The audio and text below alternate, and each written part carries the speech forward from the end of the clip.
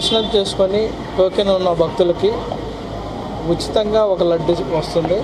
దాంట్లో అదనంగా 4 నుంచి 5, 6 కూడా వాళ్ళకి అవసరాన్ని బట్టి అందించడం జరుగుతుంది. అదేవిధంగా అవైలబిలిటీలో ఏమాత్రం తక్కువగా లేవు. సో అయితే లడ్లకు సంబంధించి మేము చేసిన కొద్ది పరిశోధనలో కానీ మా దృష్టికి వచ్చిన విషయాలన్నింటినీ కూడా పరిగణలో తీసుకొని ఒక చిన్న మార్పు చేయడం జరిగింది. దాని ప్రకారం చాలామంది దర్శనం లేకుండా కేవలం లడ్లు మాత్రమే కొనుక్కొని మధ్యవర్తులుగా దళారులుగా మార్కెట్లో సేల్ చేయడం జరుగుతుంది. దానివల్ల బ్లాక్ మార్కెట్ డెవలప్ అయ్యడం ఈ మధ్యకాలంలో జరిగింది. మేము ఈరోజు విజిట్ చేసినప్పుడే మేము మెట్లెక్కుతుంటేనే ఒక వ్యక్తి 3 బ్యాగుల్లో తీసుకెళ్తాడు. అసలుకే వడలు చాలా తక్కువగా ఉంటే దర్శనం చేసుకున్నాడంటే దర్శనం చేసుకోలేదు ఆమె.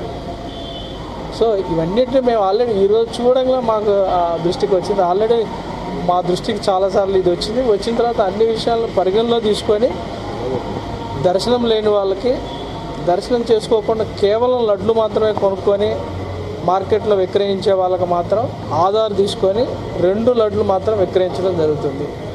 దీంట్లో సామాన్య భక్తులకి వాళ్ళ యొక్క బెనిఫిట్ కోసమే ఈ చర్యలు తీసుకోవడం జరిగింది. దీనివల్ల సామాన్య భక్తులు దర్శనం చేసుకున్న వాళ్ళకి లడ్లు ఎక్కువ ఇవ్వటం ఏర్పాటు చేయడం జరుగుతుంది. సో బ్లాక్ మార్కెట్ను అరికట్టడం ఇది ఒక ఉద్దేశం. కేవలం లడ్లు కొనుక్కొని లడ్లు కోసమే వచ్చి లడ్లు మాత్రమే తీసుకెళ్లే వాళ్ళకి మాత్రము ఇది ఒక స్టింజెంట్ మెజర్ అని చెప్పొచ్చు.